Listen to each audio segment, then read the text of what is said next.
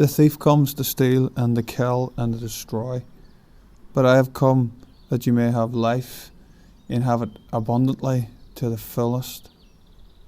Sin and selfishness have polluted and poisoned the human race, leading to brokenness, pain, grief, loneliness, sickness, decay, and ultimately death, which means that all of humanity, every person in our city, has experienced symptoms like these. They make up our lives, they help shape our stories, and in shaping our stories, they can shape our behaviours, our decisions, and even our destinies. We understand each other better when we know our stories, and yet this isn't necessarily the end of the story. The biggest game-changing moment in all of our lives is actually pursuing us now, hunting us down the back streets of our life, seeking us out, pursuing us with love, hijacking us with goodness.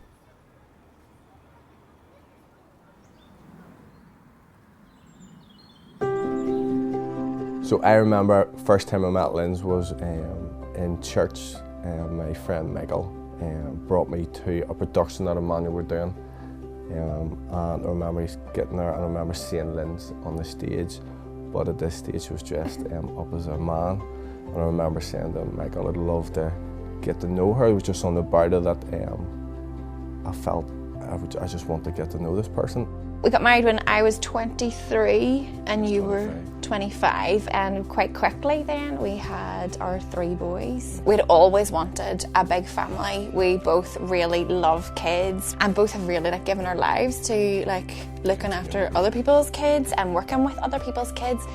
I had a Catholic background. I was quite a learned and curious individual. When I was a bit older, about 9 years of age, I started going to a Bible club that came around the estate. The people there were very, very interested in me, and I really believe that they were sowing something into my life at that stage. They prayed for me, and that was a beginning, I would say, of the God journey in my life. I became known as being part of the Dairy Brothers. Me and my twin brother were known as Milky and Butters, and my older brother was called Cheesy, and so we were famously known for that.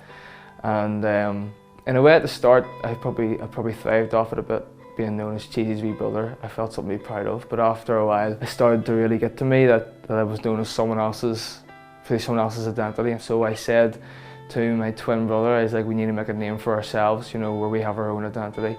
We decided that we were going to do that, and I suppose that it's not in the sense of fame or money, we just wanted people to know who we were. To do that, I thought it was to do what everyone else was doing, to get involved. At that time, you'd go down the park, take weed, start drinking and stuff. My friends were like my family, and they were good people. I was born into a Christian home with Christian parents, Christian grandparents. All my inner family circle were all in love with Jesus. So I had always been brought up in an environment where Jesus was always a priority. I went to CAF camps, I went to holiday Bible clubs, Sunday school. I just one day decided, I'm gonna ask Jesus into my heart. It was always embedded in my head. I never had any doubts. I always just knew that Jesus was always with me, Jesus loved me. Last September, I remember on a Sunday afternoon just thinking, am I pregnant? And then I got up on the Monday morning and I just knew I was. But I said nothing, and I just went to work, and then I left work and I went up to Boots and I came home, and I remember doing the test, and obviously it was positive, and I just remember laughing, just giggling, uh-oh, this was not planned. Yeah, I thought I'll be really smart. I'll not tell Grant just yet. I'll try and break it to him gently. And then he arrived home from work that evening, and Josiah was about 18 months at the time, and I remember just saying to him, go give that to Daddy. And just handed him the test, and he took it across, and at the table? Yeah, I just gave it to Grant at dinner time. I was like, this didn't happen, did it? And I didn't really believe it at the start. I always had this routine when I came home from school that I had to collect my brother from his granny's house. One day, unfortunately, 20th of April 1994, I was knocked down by a motorbike travelling too fast. I sustained a serious brain injury at that point and was put on life support. I was basically pronounced as having, I wasn't going to be alive. And looking back, I kind of think that was pretty scary because I had not at that point given my life to Jesus. But one time, they put me in a neurological ward and I was very scared, as you would be at 17. There was no assurance on your life. Your life was fluctuating. I'd been in intensive care, back and forward from the Royal and Craigavon at least 3 times at this stage, so I felt I was hanging by a thread. It was the first time I can really honestly say I questioned, am I going to be alive? So in my mental image, I said to God, am I going to die? And as I was lying in a bed, I looked up, and what I can only put into place was I felt truly I had seen a vision of Jesus. I was the only one without dyslexia, and so instead of me thriving out of that, I got lazy and took advantage of it and completely threw away my education. My perfect Saturday for me was get up in the morning, getting my big brother up out of bed and going somewhere and getting high. I would lie if I said I didn't enjoy it, because I did. I enjoyed drinking and enjoyed taking drugs, but I wasn't aware of the effects it was having on me at the time. At 16, I started taking heavier drugs. I left school with no GCSEs. I tried to get into courses after school, but wasn't interested, got chucked out of them. I was in the park, and a man came over, and he sat beside me, and he says, "There's more to you than the park." At the start, it really annoyed me, because I thought it was like a judgmental statement, but it actually never left me, and it's still it's still in me. It's still something I think about whenever I question my identity. There's more to me in the park, and that guy was a Christian youth worker who's seen something in me that no one else had seen. I was always the type of person that was excited to go to school. I was one of them people. When I first went into first year, it's that weird transition where you're not seen as the young ones anymore, you're sort of seen as older, so you're trying out new things, you're gaining independence, you're wanting to wear makeup, you're wanting to try and impress people, you're meeting new people, you want to make a good impression. All of them things sort of combined into me becoming extremely performance driven. So I wanted to be the skinniest, most beautiful girl in the school. That's what I wanted to be. I wanted people to look at me and be like, wow, I want to be like her, because that's how I looked at other people. And that led to me decreasing in what I was eating, and that slowly changed, and Mum and Dad started to notice that. I guess for me, I felt very isolated. I was stuck. I'd lost all control of my life. I just felt abandoned. Everybody that was my friends, I thought were my friends, left me. The person who knocked me down to this day doesn't care that they knocked me down. They got on with her life, but their mother carried the burden for a very long time. I used Christmas as an opportunity to write this lady a card because she lived in my area. I knew her very well.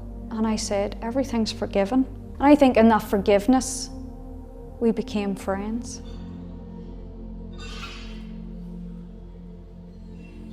I realised it started to become a problem whenever, you take drugs for so many days. I was taking them for 4 or 5 days in a row, and then you were suffering for 4 or 5 days.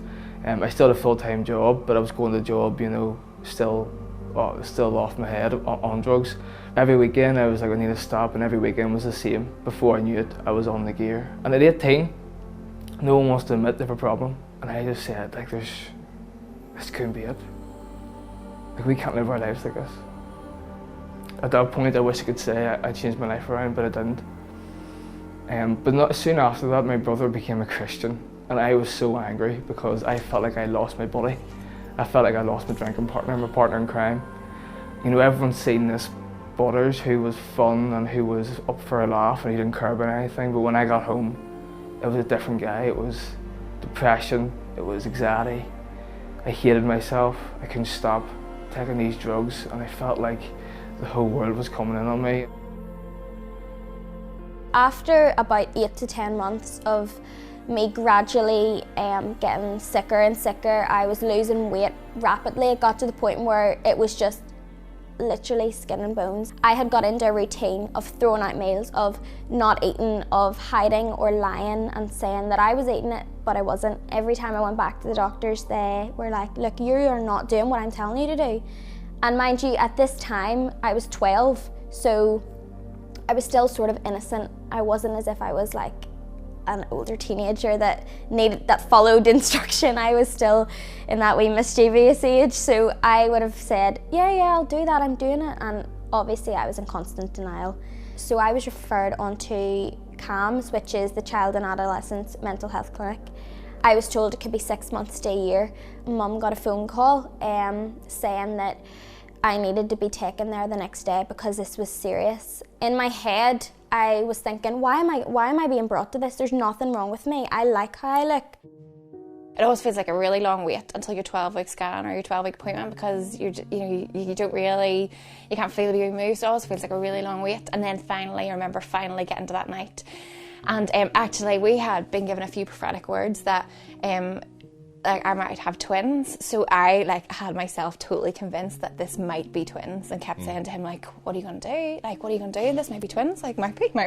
And had him totally convinced. And I had prayed loads about it, and kept just saying, like, God, I'm totally fine. If this is true, that's good with me. And I think I can handle this. And so I was really, really, really excited to go to that first scan. I was really excited about it, and had really high expectations of it. Yeah, I just remember going in and we just sat there, and I just felt like a bit of a pro at it, and just... It was just normal. It was just like the last three walked in, sat there, we looked around, looked at the other couples, and it was like, we've done this before, this is normal. So we went in, and she just said, we're just gonna scan you first, just before we do anything else at this point. And so yeah, I just jumped up on a little bed as normal, and I was really, really, really excited. And she put the scanner on, and I just remember looking at the screen and just saying, like, oh, because you could instantly just see the little baby, and you see the arms and the legs and the spine, and I was just frantically looking to see, like, how many's there? But it was instantly overwhelmed at just like, oh, there's a baby. I remember looking at Grant and actually then just thinking, something's not right. And then she said she was having difficulty finding a heartbeat. And I just remember that feeling of just, what are you talking about? Just, I couldn't actually understand what she was saying. Just that moment of where you just feel like you're falling. Like, I couldn't work out what was going on. And they tried for a few minutes, and then in the end she just said, I'm really sorry, there's no heartbeat there, this baby's gone. And yeah, it was just a massive, massive shock. And then all of a sudden it's just this whirlwind of, like, she's making us new appointments and new phone calls and saying, here's this number, ring this number if anything happens, and ring this number if something happens. And the two of us were just sitting at the table, like, just crying. I just remember, like, looking at Grant and just saying, like, I don't know what she's talking about. I don't know what she means. She just said to us, I'm really sorry, this happens. It happens quite a lot. And she just said, I hope to see you guys back some other time. And then we were just let out like a back door. Both of us were just totally stunned. I started to see this change in my brother that I'd never seen in anyone before. It was different, there was something different about him, and I couldn't put my finger on it. And I used to come home at night time after a weekend on the gear, and I used to sit beside his bed because it was the only place I felt safe. And it wasn't because of his physical presence, it was because of what he carried. And I didn't realise it at the time. And so that set me on this thought pattern of asking myself more questions, like, what is it? What if this Jesus guy really did exist? And my brother asked me to go to Alpha, and at the start it was a no. I didn't want anything to do with it, but then I decided to give it a go. And it was a 10-week course, and I think I made it to 4, just because of my lifestyle. And the weekend where my life changed forever, it was an Alpha weekend. Again, I don't remember what was said, but I knew I was challenged, and so I ran out and I texted my friend to get me a pint ready. And I went up and met my friends, and I hit the drugs and drank harder than I've ever hit it because I was under such conviction and I wanted to forget about it. So 2 days later, I was still on the gear and I went home and I done what I usually done. I jerked myself to sleep because I couldn't sleep otherwise, and I felt these sharp pains in my chest. I couldn't breathe, and I felt like I looked in the mirror and I was going green. And so I went to my mum. I goes, "Mum, you need to take me to hospital." And she knew fine rightly. My mum, she wasn't stupid, like, she knew what I was doing. She knew what I was up to all them years. So we got in the car and we went to hospital, and before I knew it, I was down on a hospital bed, wired up to all these drips and these doctors around me. My mum was at the end of the bed watching as the doctors worked on me. And it was the first time I really prayed. And I said to God, like, I was at a point where I wanted to die. I didn't want to be alive. And I said to God, I don't care what happens to me, just take away her pain. Just take away that woman's pain. And my mum was a Christian, and she was praying at the same time as well. I felt this sensation running through my body of, like, just peace. It's hard to understand for me because I was in a lot of pain because my body was starting to shut down, and then I felt this peace just sort of like overflow through my body, and then I blacked out. And I woke up 4 hours later by myself in a hospital bed, and I felt fine. I felt 100%. I couldn't understand, and they discharged me, and I went home, and I couldn't put my finger on it. I didn't want to believe it was God because I knew if it was God, I'd have to change my life. They told me that I was the worst case in the Southern Trust, and at the age of 12, I was the weight of a 6-year-old. I was then diagnosed with anorexia nervosa, which is basically where you starve yourself to the point where your body actually can't function. They sat me down with Mum and Dad and they said to me, "Look, Amber," and looked me in the eyes and said, "Amber, if you do not listen to me, you have at most 2 weeks. I am surprised and I do not understand how your body has not went into cardiac arrest, with how your bones haven't broken, and how you are still sitting here in this seat. I don't understand, but if you do not do something to change and you do not listen to us, I can't see you making it past 2 weeks because your heart will not cope." I can just remember sitting, crying my eyes out, Mum and Dad just in complete shock. Something hit me in that moment. I don't know what it was, but something just hit me like a ton of bricks in my head saying, "What are you doing? Why are you doing this to yourself?" That hard hit in my heart and in my head was God. He was there in that moment and he was telling me, this is something which we need to work on together, and I'm going to be with you every step of this way, and we are going to do this together. So from that moment, that is when I decided, look, this is not who I am. This is not who God has made me to be. The days from waiting, from when you've been told there's no heartbeat, to the days of thinking, what's going to happen? Like, what's going to happen to me? When am I actually going to miscarry this baby? What's going to happen? Were just 5 of the longest days I think I've ever experienced. Part of me was really hoping and holding out for a miracle and thinking, like, God, you can do this, you can bring this baby back to life, and yet knowing, like, there was a scan and there's no heartbeat, so it's unlikely, that's going to happen. And so it was a real wrestle for those 5 days. I didn't have any idea that you would have contraction type pains, and that all started, and they don't tell you like how much blood is too much blood. And so I just remember that evening just feeling very unwell very quickly, and yeah, I really didn't know what to do. It was just us in the house with the kids, and it was really frightening, wasn't it? Yeah, and then I came up and into the ensuite, and I knew straight away there was something. This wasn't normal. I got on the phone the arms, and it was here quick, 2-3 minutes. I don't remember very much, but I remember lying there and just praying and thinking, God, my boys need me.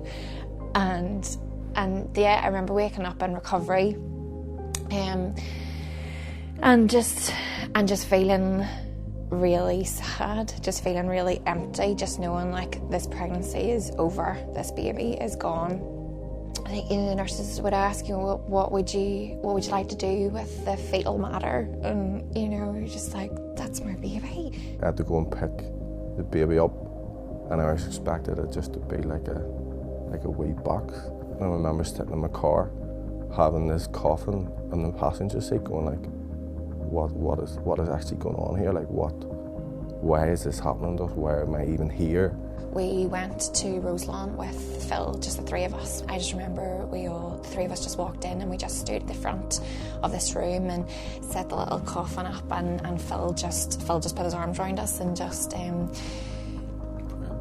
just like prayed with us and just kept like, speaking truth over us and everything, and then that was it. The wee coffin disappeared, and that was it. And yeah, I remember coming home on that day and just thinking, now we have three boys that need Mummy and Daddy to do Christmas with. And there was just a real sense of loneliness that nearly made you feel like your grief wasn't valid because, your baby didn't ever make it, and we didn't know whether we were grieving a baby boy or we didn't know whether we were grieving a baby girl. It was actually a person from my own background that brought me to a house party, which I thought, oh dear, going to be a bit of drinking and all going on here. There was nothing. It was just people having lots of fun and hanging out, and that was really taking my breath away, that these people weren't using any substances to be happy. That struck me that there was something different about this encounter that they had, but yet I couldn't get my head around it. So this person who was from a Catholic background said to me, you need Jesus to come into your life to encounter this living God. And I thought, well, you show me where it says in the Bible, because I believed the Bible had instruction in it, and I will do that. And he just takes out of his back pocket this Bible, and he says, John 3:3, unless a man is born again, he cannot see the kingdom of God. And I thought, yeah, let's go for that. I'll do it. So we went upstairs and we knelt down, and I asked Jesus to forgive my sins, come into my life and make me new. And immediately I felt clean inside out, so I knew it was a real deal. And I started telling people about it. I was out of hospital on Sunday night, and on the Monday my uncle died, and obviously 3 days later there was a funeral, and I couldn't help but look at everyone because I knew what my mum was thinking. My mum was thinking it could have been me, and I broke my heart. But I drank for 12 hours solid, and I tried to go to sleep and I couldn't. And it was just a thought of like, I can't keep living like this. I felt this presence in my room of like peace. Because why do you ever want to have anyone like me? Like, why even bother? And after 6 long hours of rolling about my bedroom floor trying to get this thought out of my head, I surrendered and I give it to God, I give it to Jesus. And there was a difference in how I felt the next day. I was excited. I felt, for the first time in my life, I felt like something was going, like I was going to go somewhere, and I wish I could tell people. I wish I could say to people that's where it all started going really, really well. But I suppose that's where it got harder. I didn't feel comfortable in church, and I didn't have many Christian friends, and I was scared to tell people. When I did tell people, there's always mixed reviews. People say, oh, you'll be back on the gear in no time. But then some of my friends, I told my friend on the phone I became a Christian, and he cried on the phone because he was so proud of me. And I managed to stay off the drugs for 3 months. And on my 20th birthday, I relapsed, and it put me on this backward spiral down to where I was, but worse. And I walked away from church because I felt like I was so unworthy of calling myself a Christian. And constantly for 5 months, people were just like, oh, what happened to you being a Christian? That didn't last long. And I'd be like, yeah, it's just not for me. From that moment on, things started to progress, and I started to gain weight. That was the main priority. But so many times you think, oh my goodness, her weight is going back on, she's getting healthy. But a lot of times people forget that it's a mental health problem. The weight was going on, and as good as that was, my mind was still not right. And so many times I got in my head that I'm getting better, and then got sort of overconfident, and then my head still wasn't right. I would have been set back to square one. We were really fortunate and actually got pregnant again really quickly. but just so surreal, because it was a totally different experience. I remember doing a pregnancy test in the February and just being terrified that it was positive, begging God, like, please, like this, you know, please, please, please, please, like, we just really, really want this baby, please. I can never, ever, ever go through that again. And literally within a few weeks, we were sitting back in the same early pregnancy clinic being told the same thing again, that, like, I'm really sorry, but you know, there's no heartbeat and all of this, and yeah, I suppose for me, I just couldn't believe it. I was just like, this is shocking. Like, how can this happen twice? But yet it just felt so numb that it just was. I was really accepting that time, and just thought, okay, right. I just knew we need to get through this again. We just have to go. Here we go again. It was a horrible feeling, but I knew that we had been through it, and we could do it again. It wasn't as a traumatic experience, like I didn't lose limbs in it. So this one, it was like, I think it knocked me more mentally, and my faith in it, like, because it's like, again, like, why again? Like, this is, I said I can't do this again, but yet I'm going through the same thing again. They kept saying it was one that was like a stupid stat, and I was like, I don't want it to be a stat. I'm not a stat. I don't want my babies to be a stat. I was ready just to give up. My physical health was deteriorating. In April 2012, 35 years of age, where I collapsed and had to be hospitalised. I would say this was entering the darkest phase of my life. I had been using a wheelchair part-time through this deterioration, but that stage, I had complete foot drop. Over a weekend, I thought I was going to die because my health was going down so shockingly, and there was nobody there, and I didn't know what to do. And I was assigned to a nursing home. They told me it was for respite, to give my body some recovery where I could get nursing care. And I thought I'd be there for 4 weeks, I'd come back to my house and everything would be in order. I was left there for a year. My house was gone, and I was put in a very abusive care home. I basically just closed the door in the home to stop anybody getting at me. I was really, really, really disappointed with God, really let down by God. And eventually, though, I just started turning my prayers into, like, God, what's the good in this? Like, what is the good in this? And I suppose I just came to the point where I just realised that, like, they were created for a purpose, but they could never be born, but that God needed, for some reason, God needed and needs those babies for part of his plan, and obviously that's part of his heavenly plan. And actually, the more that started to sink down into my heart, and I realised that, you know, God actually chose me for this. Like, God chose me to be their mom. Like, he needed somebody who would be able to be a good enough mom to have a baby that could never be born. And so I just let that become the truth in my heart, that God chose me for these babies, and he chose these babies for me. And while I could never actually have them and hold them, that I had been the one that had, you know, like, we had created them. And suddenly, I suppose I just turned from feeling really angry into starting to feel really honoured. There was 2 sets of drugs in the house. There was meth and there was ketamine, which is horse tranquilizer, and I took the horse tranquilizer by mistake and woke up in hospital again. I couldn't feel my legs, I couldn't walk. I didn't sleep that night. I just kept thinking of, how did I get here? I didn't know how I was going to get out of it. And the next day they sent the addiction counsellor around, and he said to me, can you control it? And I said no, and he goes, then you're an addict, you're an addict, you're a drug addict. And at 20 years old, being told I was a drug addict was probably the hardest thing I've had to hear. And so he says, you need to go to rehab, because if you don't go to rehab, the chances of you surviving past your 20s is slim. I says, you know, I thank you for your offer, but I'm just going to go back to church. And he looked at me as if I was still high, and it probably was a wee bit at the time, because there was a lot of drugs I took. I was so scared to go back to church, because just in my own head, I knew that people weren't going to judge me, but I was just so ashamed of what I'd done. And I was asked if I wanted to be baptised. At the start I said no.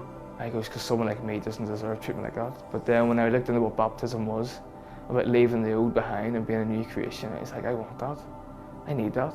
That's the only way I'm going to survive. I couldn't really read because I'd forgotten how to, because I'd been out of education.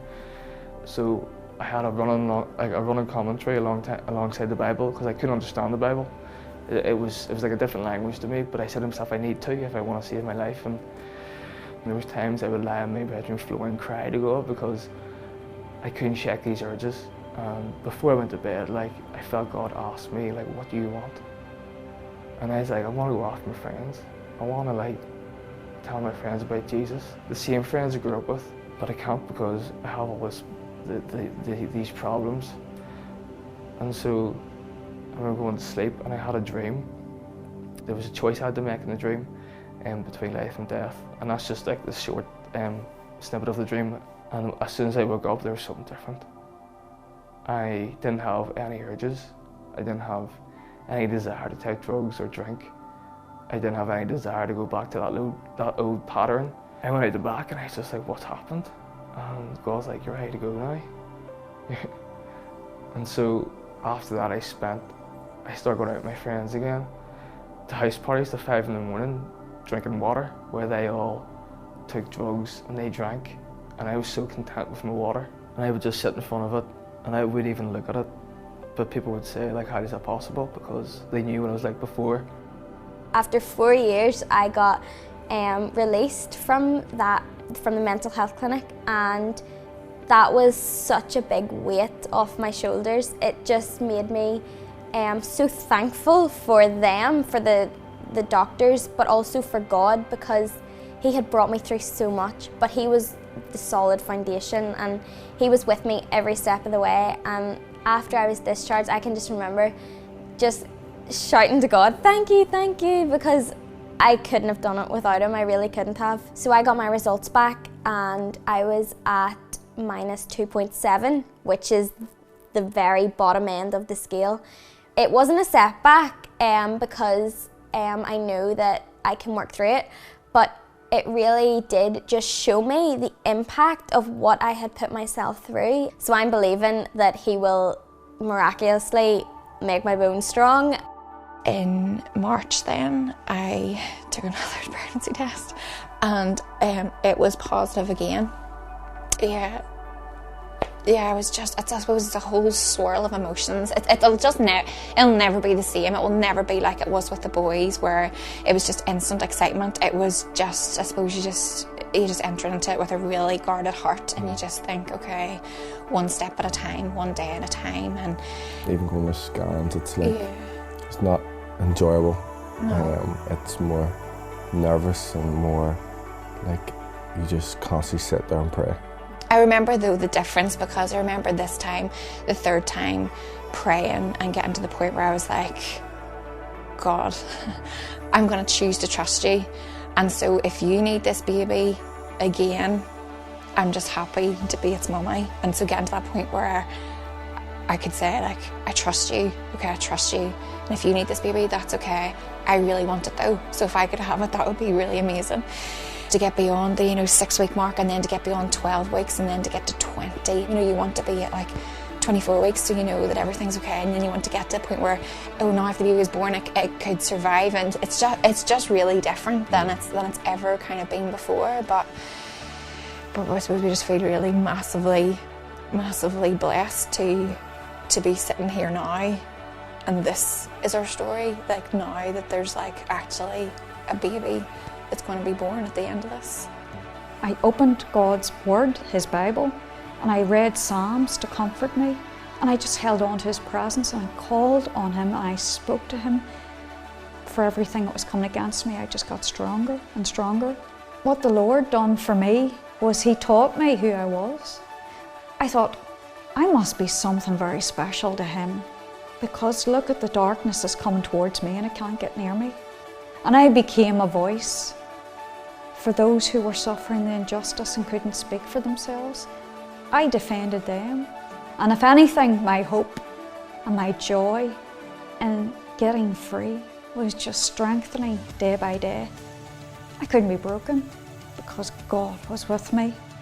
I got out of that nursing home on June 25th, 2015, Wednesday. And I knew the Lord had put in my heart to go to Emmanuel Church. And it was the beginning of not just a new life, where I was thriving, I got a new church family, and I got freedom, dignity, and the Lord was going to restore all that was taken from me. I truly believe that it's when you're totally empty that it's the only time you can be truly filled. I decided to leave my job and take a year out with church. And in that year, God just completely rewrote my story.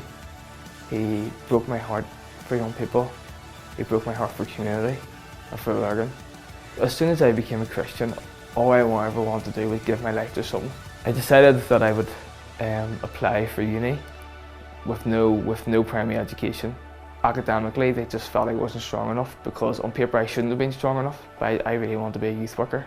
But then a number of youth workers put together a petition, a letter, and got a few people to sign it and sent it, and then the university acknowledged that, and they put me through an assessment and they got me in. I remember the first day I met my tutor, I said to him, I goes, don't expect high standard work from me. But he goes, I'll give you everything I got. After Christmas, he said to me, he goes, your academic standard is the same as everyone else's, and you're the hardest worker. Now, I'm 25, I'm about to graduate university, I'm about to get married to the love of my life, to a girl who's completely changed my life as well. I couldn't have done this without her. We're just excited to start a life together, to move into Craigavon, to help rewrite the story of other people. I moved to Lurgan College. I gradually got back into dancing, and I began to love it again. I began to find a happiness in life, a purpose in life. I got really scared going out with people, especially when it was revolved around food. So that was hard, but with a lot of prayer and a lot of God time, just me and God, I started to find my worth and identity in Him. And see, once I found that, things started to change. I started to realise that I don't need to be who society wants me to be. I need to be who God wants me to be. And when I figured that out, I could see where He wanted me to go. I could see what He wanted me to do. So the verse that really stuck with me this whole time was, I can do all things through Christ who gives me strength. He has rewritten my story from one of bondage to freedom, one of illness to healing, and one from insecurity to confidence in Christ. I can boldly live out that life that God has planned for me.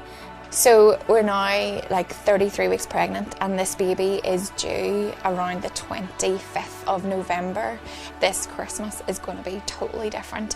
I'm just so thankful that God has rewritten our story and is rewriting our story. When you do give your life to the Lord and you take the limits off God, then there is more to God than you can ever comprehend. I started to love people again. God took that story of brokenness and unwantedness, and He rewrote it. He turned it around. He gave me a family.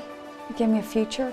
To land on my bedroom floor crying out for help, to now at a point where I know exactly who I am in God and how He's rewrote my story with this radical change in love that He offers us. The thief comes to steal, kill and to destroy. The reality is there is a force, an enemy, the devil, who wants to decimate the original purpose of our lives. But God has overcome. Love has overcome. God has a purpose for our life. He has inscribed hope on your heart. You were made for so much more. You were made to reflect His beauty. And only God can take the disappointments of our life and make something beautiful out of them. Why don't you let Him rewrite the story of your life in the person of Jesus? If you have watched this video, you felt God speak to you, felt your heart warmed, your spirit challenged, and you'd like to begin a journey with Jesus where He can rewrite the story of your life, why don't you say this prayer with me? Jesus, I'm sorry for the things I've done wrong in my life. Please forgive me.